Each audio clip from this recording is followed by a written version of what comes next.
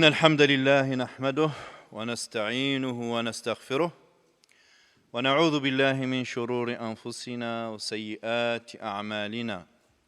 من يهد الله فهو المهتد ومن يضلل فلن تجد له وليا مرشدا. ونشهد أن لا إله إلا الله وحده لا شريك له، له الملك وله الحمد يحيي ويميت وهو حي لا يموت وهو على كل شيء قدير. ونشهد أن محمدًا عبده ورسوله وصفيه من خلقه، أدى الأمانة وبلغ الرسالة ونصح الأمة وكشف الغمة ومحى الظلمة وجاهد في الله حق جهاده حتى أتاه اليقين، ونحن على ذلكم من الشاهدين. فصل اللهم وسلم وبارك على هذا النبي الكريم وعلى آله الطيبين وعلى صحابته الغر الميامين. إن الله وملائكته يصلون على النبي يا أيها الذين آمنوا صلوا عليه وسلموا تسليما. هو الذي يصلي عليكم وملائكته ليخرجكم من الظلمات إلى النور. قال حبيبنا صلى الله عليه وآله وسلم: من صلى علي صلاة واحدة صلى الله عليه بها 10. وإذا صلى الله علينا بصلاتنا على النبي صلى الله عليه وسلم 10 فإنه تعالى كما أخبر يخرجنا من الظلمات إلى النور بإذن الله تعالى. يا أيها الناس اتقوا ربكم الذي خلقكم من نفس واحدة وخلق منها زوجها وبث منهما رجالا كثيرا ونساء، واتقوا الله الذي تساءلون به والأرحام إن الله كان عليكم رقيبا. يا رب لك الحمد كما ينبغي لجلال وجهك وعظيم سلطانك. يا رب نعوذ بمعافاتك من عقوبتك وبرضاك من سخطك وبك منك، سبحانك لا نحصي ثناء عليك أنت كما أثنيت على نفسك. أما بعد، أيتها المسلمات أيها المسلمون، نلتقي اليوم إن شاء الله حول موضوع نراه مهما والله أعلم: كيف تتم إعادة إحياء الأمة وإعادة بعثها من خلال الأسرة. La famille, c'est le lieu de la régénérescence de la Ummah, de la communauté de foi, de notre communauté. On peut renverser le bonheur de la société. On doit le cultiver en amont dans la famille. Il y a une corrélation de cause à effet entre ces deux institutions. Allah Ta'ala يخبرنا سبحانه وتعالى بأنه خلقنا لعبادته وما خلقت الجن والإنس إلا ليعبدون. نعبد الله سبحانه وتعالى، هو وظيفتنا في هذه الحياة الدنيا أيها الإخوة. يحاول الإنسان أن يتشبه بالله سبحانه وتعالى في صفاته في حدود بشريته. خلق الله آدم على صورته، ونحن معنيون أيها الإخوة بأن ننبش في قلوبنا، أن نزيح الران الشهوات والشبهات الذي غلف قلوبنا لنحيي هذا الروح فإذا سويته ونفخت فيه من روحي فقعوا له ساجدين. لنحرر هذه النفخة الإلهية فينا أيها الإخوة ونطورها بإذن الله تعالى ونتشبه بصفات الله في حدود بشريتنا البسيطة أيها الإخوة. ونحن نقرأ القرآن الكريم نجد الله سبحانه وتعالى في آيات كثيرة. الوقت لا يسمح لذكر الكثير من القيم والمبادئ، لكن يمكن أن نذكر بعضها أيها الإخوة. الله تعالى في القرآن يعلمنا منذ النشأة الأولى، la genèse islamique, je traduirai par la suite إن شاء الله، منذ النشأة الأولى كيف أنه يعرض مشروع خلق آدم خليفته سبحانه وتعالى الأرض، يعرضه على الملائكة، وهو الغني سبحانه وتعالى عن الاستشارة وعن الاستفادة من مخلوقاته، لكن تربية لنا أيها الإخوة فيما نقوم به من عملية العبادة والشهادة لله سبحانه وتعالى، أن نكون في مشروعنا متشبهين بالله سبحانه وتعالى. في أسرتي ينبغي أن نتشبه بالله سبحانه وتعالى، أنا الرجل، أنا المرأة، ينبغي أن نصنع هذا الجو من الشورى إذا أردنا أن نتشبه أولا بالله سبحانه وتعالى عندما خلقنا الخلقة الأولى، وإذا أردنا أن نرى ثمرة تربيتنا في المجتمع، إذا أردنا أن نرى ثمرة تربيتنا في المجتمع أيها الإخوة، وأن تكون الشورى قيمة معمولا بها في المجتمع، ينبغي أن نغرس هذا في الأسرة. فلا يعقل أن نبذر الاستبداد والقمع والديكتاتورية والتفكير الوحيد، ما أريكم إلا ما أرى وما أهديكم إلا سبيل الرشاد. لا يمكن أن نزرع هذا في الأسرة ثم نتمنى على الله أن يكون مجتمعنا مجتمعا مبنيا على الشورى، وحكامنا نتيجة شورى وتشاور وتداول فيما بيننا. فإذا أردنا أن نرى قيمة معينة معمولا بها في المجتمع ينبغي أن نغرسها أيها الإخوة في الأسرة.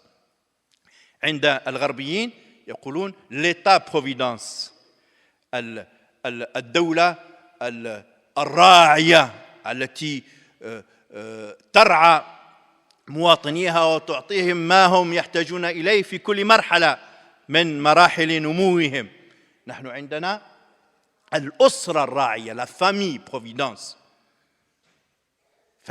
ففي الأسرة أيها الإخوة يتم كل شيء. يمكن أن يعترض معترض ويقول اليوم الأسرة تنافسها جهات عديدة في عملية التربية، التلفزيون والمدرسة ومجموعة الأصدقاء وغيرها أيها الإخوة من المؤثرات السلبية. نعم كل هذا موجود، لكن يبقى دور الأسرة أيها الإخوة أساسيا، هو الذي يصنع المنظار القيمي، منظار القيم عند الطفل أيها الإخوة. عندما يشب الطفل منذ صغره، يا غلام سم الله، وكل بيمينك وكل مما يليك. عندما يرضع الطفل أيها الإخوة منذ نعومة أظافره هذه القيم النبوية الشريفة، سم الله، أنت حياتك كلها ينبغي أن تكون تحت اسم الله سبحانه وتعالى، تقرأ بسم الله وتعمل بسم الله وتحل تمارينك بسم الله وتقوم بالتمرينات الرياضية بسم الله. كل ما تقوم به فأنت تقوم به وأنت عبد لله تعالى سبحانه وتعالى. وتأكل بسم الله، كل سم الله وكل بيمينك وكل مما يليك، لا تأخذ حق غيرك. أنت في الحياة الجماعية ينبغي أن تكتفي بما قدر الله لك، ولا تمد عينيك إلى ما متعنا به أزواجا منهم زينة الحياة الدنيا. لا تمدن عينيك إلى ما أعطاه الله تعالى لغيرك. فهذه قيمة أيها الإخوة تغرس في ضمير الطفل هذه القيم التي سيعيد إنتاجها يوم يكون شابا مواطنا في مجتمعه أيها الإخوة. قيمة الشورى في الإسلام قبل أن تكون مبدأ سياسيا أيها الإخوة فهي قيمة أخلاقية. الله تعالى وضعها بين الصلاة والزكاة، التوأمان في القرآن الكريم. أكثر من 70 مرة ذكرت الصلاة مع الزكاة، قيمتان أساسيتان في التربية الإسلامية. بين القيمتين ذكر الله تعالى الشورى. إذن ليست مسألة الشورى مسألة سياسية، هي مسألة عقائدية، مسألة أخلاقية. وأقاموا الصلاة وأمرهم شورى بينهم ومما رزقناهم ينفقون. حتى لا يتخيل وحتى لا يظن ظان بأن مسألة استحباب وندب، تستشير أو لا تستشير. لا، الله تعالى وضعها اون ساندويتش، وضعها بين قيمتين، بين الصلاة وهي فريضة وهي قيمة أساسية في دين الله، وبين الزكاة التي هي الأخرى قيمة. فلا يمكن أن يضع بين قيمتين أساسيتين قيمة تافهة، قيمة إضافية لا معنى لها. والله تعالى يعلم الأسرة حتى بعد الطلاق أيها الإخوة، يعني ليس فقط في أثناء الحياة الزوجية، حتى بعد الطلاق وانكسار الميثاق الغليظ كما يسميه القرآن الكريم بين الزوجين. فإن أرادا الاثنان الزوج والزوج، فإن أرادا فصالا، الفصال هو لسوفغاج، فإن أرادا فصالا عن تراض منهما تشاور فلا جناح عليهم. يعني حتى بعد الطلاق المرأة التي يمكن أنها قد تزوجت برجل آخر، والرجل الآخر قد يكون غيورا لا يريد أن تتكلم مع الزوج الأول، والرجل الذي يمكن أن يكون تزوج بامرأة أخرى ومن حقه، وربما تكون زوجته هذه الجديدة تغار عليه ولا تريد منه أن يخاطب الزوجة القديمة. لكن الله سبحانه وتعالى لا يأخذ بعين الاعتبار هذه المعاني الشكلية غير وما غير. المسألة الأساسية هو الطفل، تربية الطفل. كيف تتم تربية الطفل تربية إسلامية وتجعل منه مواطنا ربانيا بإذن الله تعالى. فينبغي أن يستمر الاثنان في التشاور حتى بعد الطلاق. وإذا كان التشاور أيها الأخوة واجبا في مسألة بسيطة مثل الفصال، فإن أراد فصالا للسفراج يعني تفطموا، إذا كان التشاور واجب في مسألة بسيطة مثل هذه، فما بالك التشاور حول تمدرس الطفل واختيار المدرسة واختيار يعني الشعبة واختيار المدرسة القرآنية واختيار يعني المسائل التي هي مهمة جدا في حياته. فينبغي أن يستمر التشاور حولها حتى بعد الطلاق. هذا بعد الطلاق. فإذا كان هذا بعد الطلاق أيها الإخوة، فما بالك بالتشاور في أثناء الحياة الزوجية. ومبدأ الشورى يتربى عليه الطفل أيها الإخوة منذ نعومة الأظافر، لما يشوف باللي الغداء والعشاء نتشاوروا عليه، لما يشوف اللبسة تاعو يؤخذ فيها رأيه، لما يشوف باللي راح نشريو منزل أو راح ننتقل من مكان إلى مكان يستشار. أيضا ننمي فيه أيها الإخوة القدرة على التفكير، ننمي فيه هذا الالتزام بالشأن العام، نغرسه فيه منذ طفولته، فيوم يصير شابا مواطنا إن شاء الله سبحانه وتعالى يمكن أن نعول عليه بإذن الله تعالى. قيمة المساواة، أختم بهذه لأنه لا يمكن أن نذكر أكثر من هذا. قيمة المساواة بين الأبناء. نحن القرآن يقول لنا بأن الظلم الاجتماعي سبب انهيار الحضارات، والله تعالى يبرر يعلل العلة، يذكر لنا حكمة الزكاة. خذ من أموالهم صدقة تطهرهم وتزكيهم بها. صدقة وظيفتها تطهير القلب من تطهير النفس من الشح، وأحضرت الأنفس الشح، وأيضا تنمية العلاقات الاجتماعية، القضاء على التمايز الاجتماعي الفاحش. الله تعالى يذكرون في سورة أخرى في سورة الحج: وكأي من قرية أهلكناها. لماذا يا الله؟ وهي ظالمة. وكأي من قرية أهلكناها وهي ظالمة فهي خاوية على عروشها، مهدمة على عروشها، خاوية على عروشها، وبئر معطلة وقصر مشيد.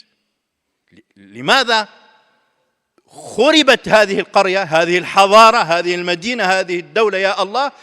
لأن هذه الدولة اتسمت بالظلم وهي ظالمة. ما هو الظلم يا ربنا؟ هذا القرآن الكريم يشرح لنا أيها الإخوة. لما يتجاور الفقر المدقع، بئر معطلة، إنسان بلغ من الفقر دركة لا يجد معها ماء يشربه أو يسقي به غنمه، ما عنده شيء، وفي جواره قصر مشيد، شاطئ، قصر مشيد. لما يتجاور هذا الفقر مع هذا الغنى الفاحش لا يمكن لهذه الحضارة أن تستمر وستنهار يقين. هذه قيمة أساسية نحتاج إليها في مجتمعنا، والنبي عليه الصلاة والسلام يربي عليها النشأ المسلم في الأسرة أيها الإخوة. يروي لنا النعمان ابن بشير ابن سعد رضي الله عنهم أجمعين قصة حدثت له لما كان صغير. القصة تجدونها في صحيح مسلم وربما في غيره أيضا، أنا قرأتها في صحيح مسلم. يقول النعمان: جاء أبي البشير إلى النبي عليه الصلاة والسلام، جاء ليس بمحض إرادته، زوجته يعني أم النعمان زوجة البشير هي التي أرسلت زوجها إلى النبي عليه الصلاة والسلام، لأنها كانت زوجة ثانية ورأت بأن زوجها أعطى هدية لابنها النعمان، وهو البشير له ذرية أبناء آخرون، فكانت تخاف الله سبحانه وتعالى فلم تقبل بهذه الهدية، وخاصة أن الهدية كانت هدية ثمينة، واحة، نوازيس، كانت واحة كبيرة، فلم ترضى وخشيت على نفسها من أن تأخذ ما ليس لها به حق، فأرسلت زوجها إلى النبي عليه الصلاة والسلام يسأله. فجاء البشير: يا رسول الله عليه الصلاة والسلام، إني نحلت وآتوا النساء صدقاتهما نحلة. نحلت يعني أعطيت، نحلة هدية. إني نحلت ابني هذا النعمان راوي الحديث هدية، حائطا، حائط هي الوزيز. فقال له النبي عليه الصلاة والسلام: هل لك من الولد غيره؟ قال: نعم يا رسول الله عليه الصلاة والسلام. فيسأله النبي عليه الصلاة والسلام: أكل ولدك نحلت مثل ذلك؟ هل أعطيت مثل ذلك لكل الأولاد؟ قال: لا يا رسول الله عليه الصلاة والسلام. فقال النبي عليه الصلاة والسلام: إذن فلا تشهدني على جور، لا تشهدني على ظلم، لا تشهدني على جور. ثم يختم النبي صلى الله عليه وسلم هذا الحديث بنظرية أكثر من رائعة، هي في الحقيقة تلخص لنا فكرة التربية والبر.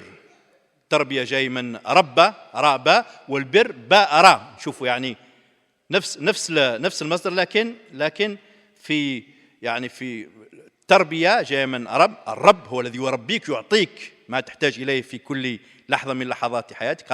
رب. إذا أردت البر فكن مربيا، إذا أردت أن يبر بك أولادك فربهم التربية العادلة الصالحة.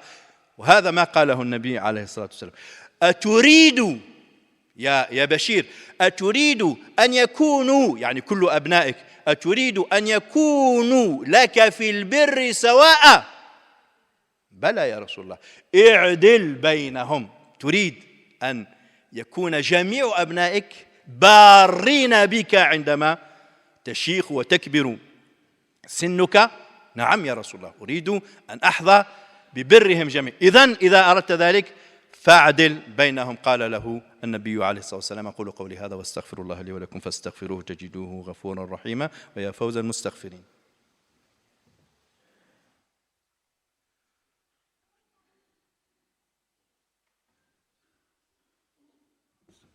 الحمد لله وكفى وصلى اللهم وسلم وبارك على سيدنا محمد المصطفى. Donc j'étais en train de dire, mes chères sœurs, mes chers frères, que le bonheur de la société se cultive, se développe, se prépare en amont dans l'institution providence, c'est-à-dire la famille. On ne peut pas espérer voir la shura, entre guillemets la démocratie, mais version islamique, éthique. On ne pourra pas avoir l'équité, l'esprit d'équité, de justice dans la société. On ne peut pas voir la liberté, la libération de l'expression de tout un chacun. Et on ne peut pas lutter contre la pensée unique, telle que, hélas, nous la vivons aujourd'hui dans nos médias oligarchiques qui ne cessent de nous prôner l'ouverture et la pluralité, mais cette pluralité, comme nous le constatons, elle n'est que de façade, mais en fait, tous ces médias véhiculent une seule information, c'est du formatage, c'est de la pensée unique. Et pour lutter contre ça, il ne s'agit pas de crier sa colère, de critiquer, il s'agit de revenir vers la famille et cultiver les vraies valeurs dans la famille musulmane si on veut les voir se pratiquer, Inch'Allah, se décliner dans notre vie de tous les jours. Le bonheur de la société se cultive dans la famille. La régénérescence de notre Ummah se fait dans la famille. Il est vrai qu'il y a plusieurs agents qui disputent à la famille l'acte pédagogique, l'acte éducatif, mais la famille reste un élément central. Le prophète Mohammed nous dit, et c'est un hadith extraordinaire pour nous dire, vous musulmans qui essayez de conserver en vous cette fitra, donc ce souffle de Dieu, transmettez-le à vos enfants. Et c'est dans la famille que cela se passe. Chaque nouveau-né naît conformément à cette excellence primordiale, à cette droiture, rectitude innée, donnée première livraison. Comme nous dit le prophète, ce sont les deux parents qui réussissent ou bien de maintenir cette fitra, de la prolonger,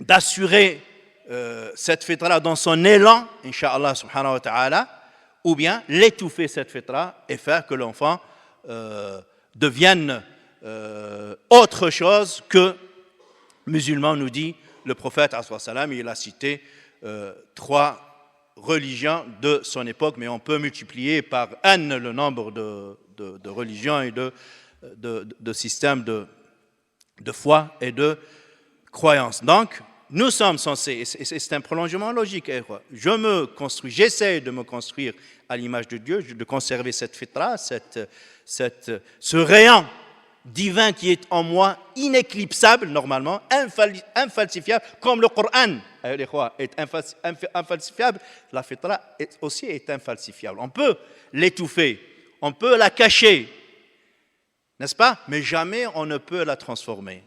Quel que soit le criminel, quel que soit le corrompu, corrupteur, le débauché, il aura toujours dans le tréfonds de lui-même un picotement de cette fitra. Qalilan ma tu'minun, qalilan ma tadhakkarun. Il aura toujours, dans les moments de quiétude, d'épreuves, de problèmes, une voix de sa conscience qui est la voix de Dieu, la conscience.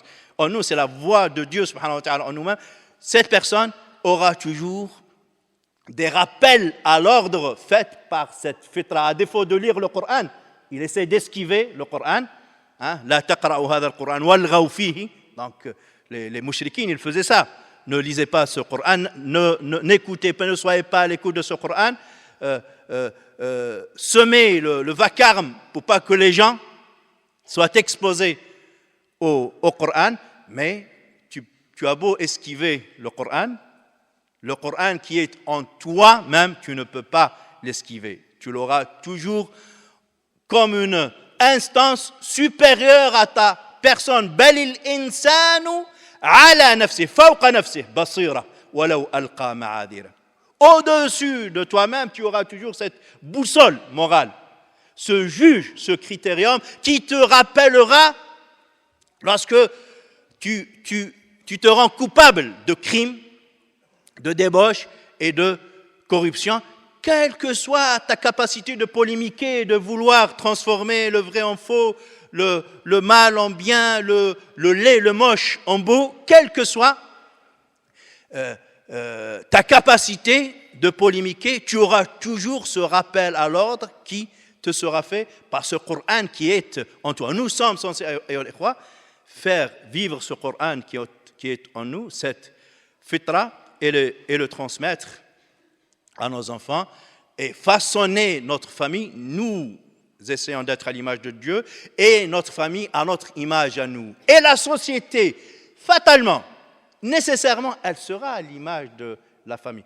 Et les pouvoirs qui seront sécrétés par cette société seront la somme, des actions de cette société. Disait Sayyidina al-Hassan al-Basri, lorsqu'il était dans une mosquée, il était de passage à côté d'un priant qui était en train de faire le dua, et il a entendu dire « Allah, débarrasse-nous de Al-Hajjaj ibn Yusuf al-Thaqafi ».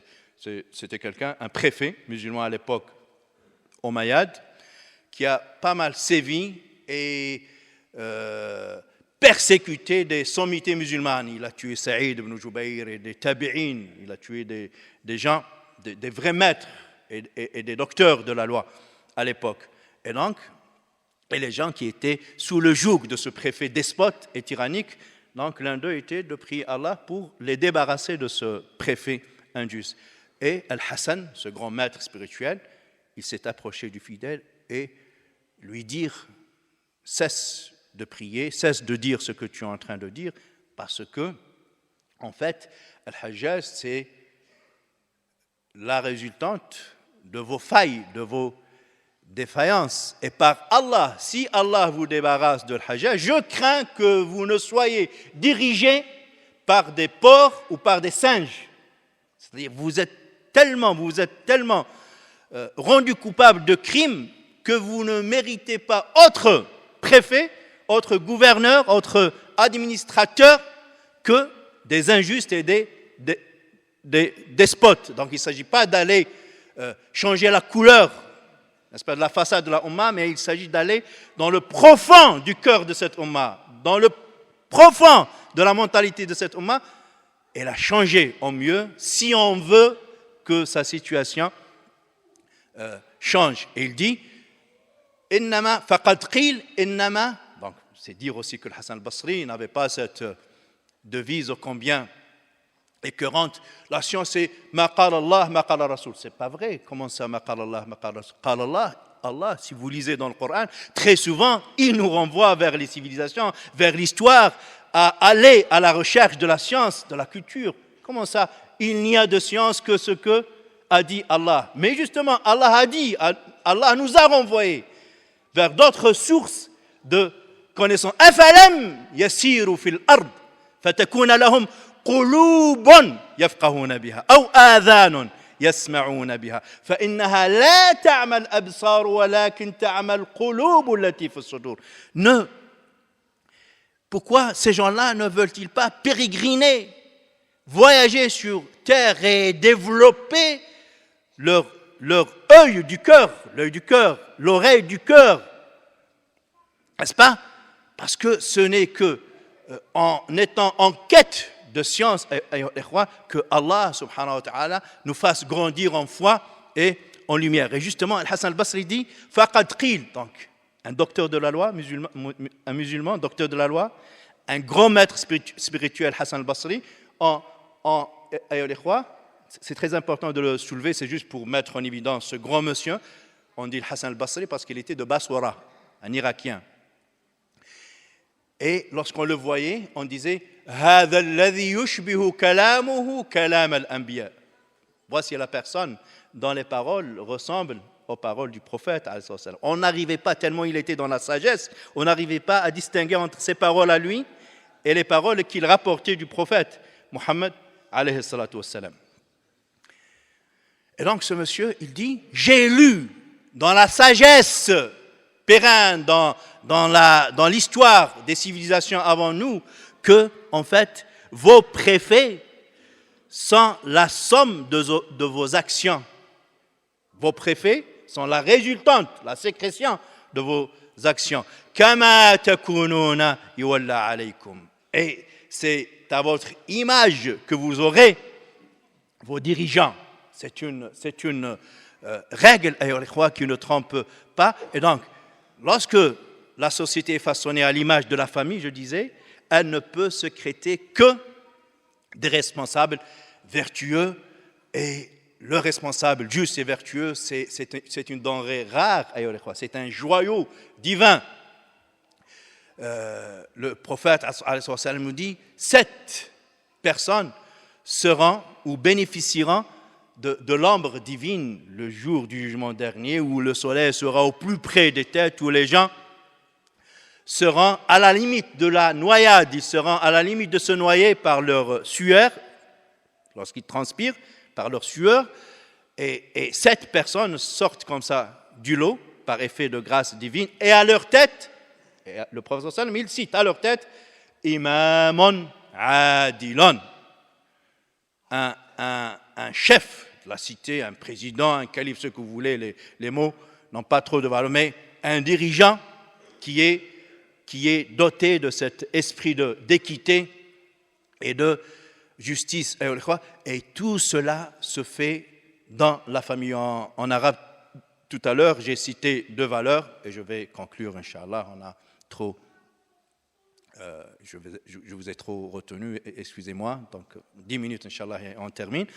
Donc, je parlais d'une valeur ashura, c'est très important, parce que dans la vie de tous les jours, on a besoin d'échanger, on a besoin que tout un chacun donne le meilleur de lui-même. Mais faut-il favoriser tout un chacun? Tout à l'heure, dans la causerie, je disais que la liberté d'expression en islam est une redondance. En islam, il n'y a pas, on ne fonctionne pas sur le mode de liberté, on fonctionne sur le mode de devoir. Tout notre fiqh a été rangé sous l'item, sous le label de at-taklif, la responsabilité. C'est une compilation de devoirs, ce n'est pas une compilation de droits.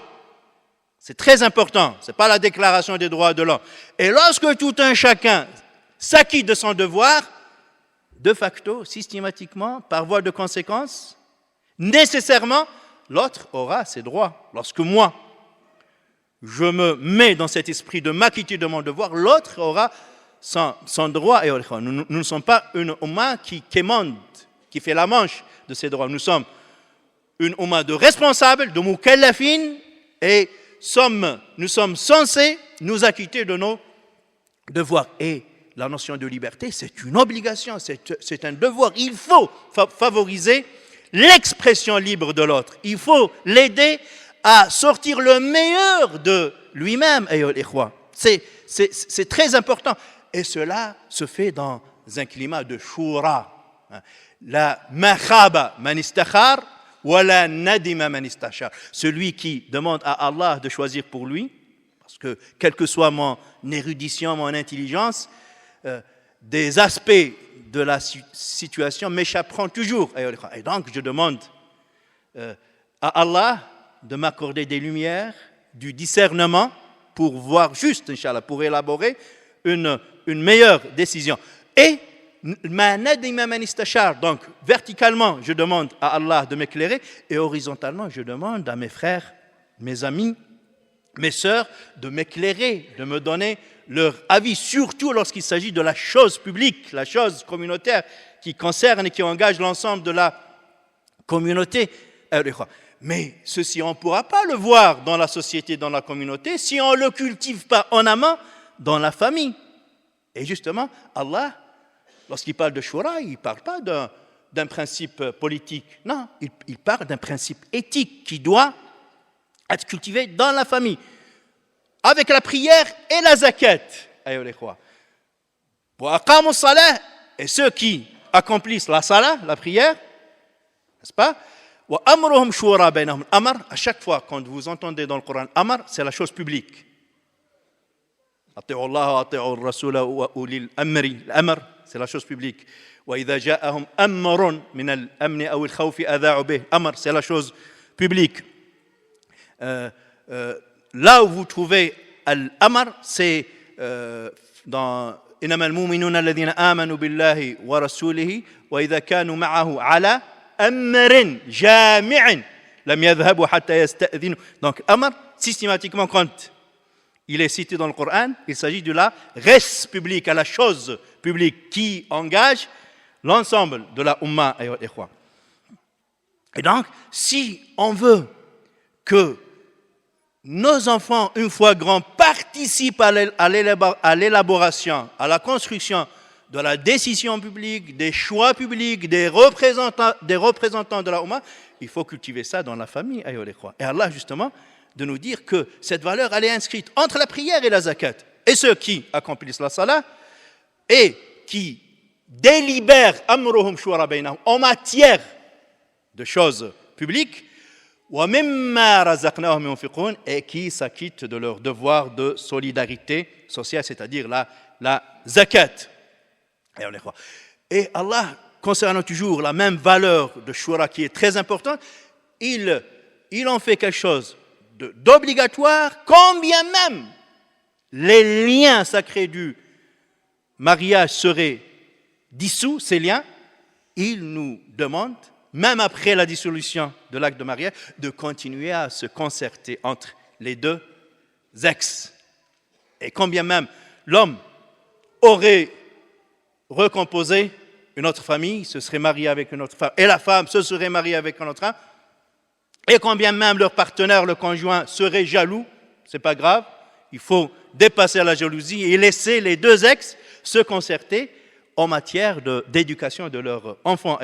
Et depuis les choses les plus futiles, le sevrage. Fa'in arada, Allah subhanahu wa ta'ala nous dit, Fa'in arada, les deux, et s'ils veulent, les deux, en commun accord, décider d'un sevrage de l'enfant, avec un consentement mutuel, antaradin, wa tashawurin, la concertation. Voilà, l'échange, la concertation, la délibération sur un point un détail de la vie. Et après la dissolution du mariage, que dire s'il s'agit de la concertation lorsque la famille est ensemble, c'est-à-dire il n'y a pas de divorce? Que dire lorsque les éléments qui font objet de cette concertation sont importants? Voilà. Très brièvement, demain, Inch'Allah, on aura une conférence dans ce sens. Inch'Allah, on essaiera de développer cette thématique, Inch'Allah. Nas'alullah ta'ala التوفيق والسداد نسأله تعالى أن يعلمنا ما ينفعنا وأن ينفعنا بما علمنا وأن يزيدنا علما ربنا هب لنا من أزواجنا وذرياتنا قرة أعين واجعلنا اللهم للمتقين إماما ربنا حبب إلينا الإيمان وزينه في قلوبنا وكره إلينا الكفر والفسوق والعصيان واجعلنا اللهم من الراشدين فضلا منك اللهم ونعما ربنا لا تزغ قلوبنا بعد إذ هديتنا وهب لنا من لدنك رحمة إنك أنت الوهاب ربنا اجعلني مقيم الصلاة ومن ذريتي ربنا وتقبل دعاء ربنا اغفر لي ولوالدي وللمؤمنين يوم يقوم الحساب اللهم إنا نسألك في هذا اليوم الكريم المبارك العظيم يوم الجمعة أن لا تدع لنا ذنبا إلا غفرته ولا هما إلا فرجته ولا مريضا إلا شفيته ولا ميتا إلا رحمته ولا مدينا إلا سددت عنه دينه ولا سجينا مظلوما إلا أطلقت سراحه ولا ضالا إلا هديته ولا غائبا إلا رددته ولا طاغية مستكبرا جبارا إلا رددته إلى دينك ردا جميلا كريما، وإلا أخذته أخذ عزيز مقتدر. ولا حاجة هي لك رضا ولنا فيها صلاح وفلاح ونجاح في الدنيا والآخرة إلا قضيتها ويسرتها ورضيتها برحمتك يا أرحم الراحمين. اللهم إنا عبادك أبناء عبادك أبناء إمائك، نواصينا بيدك، ماض فينا حكمك، عدل فينا قضاؤك. نسألك اللهم بكل اسم هو لك سميت به نفسك أو أنزلته في كتابك أو علمته أحدا من خلقك أو استأثرت به في علم الغيب عندك، أن تجعل القرآن الكريم العظيم ربيع قلوبنا ونور أبصارنا وجلاء أحزاننا وذهاب همومنا وغمومنا برحمتك يا أرحم الراحمين. إن الله يأمر بالعدل والإحسان وإيتاء ذي القربى وينهى عن الفحشاء والمنكر والبغي يعظكم لعلكم تذكرون. فاذكروا الله يذكركم واشكروه يزدكم واستغفروه يغفر لكم. ويا فوز المستغفرين وأقم الصلاة.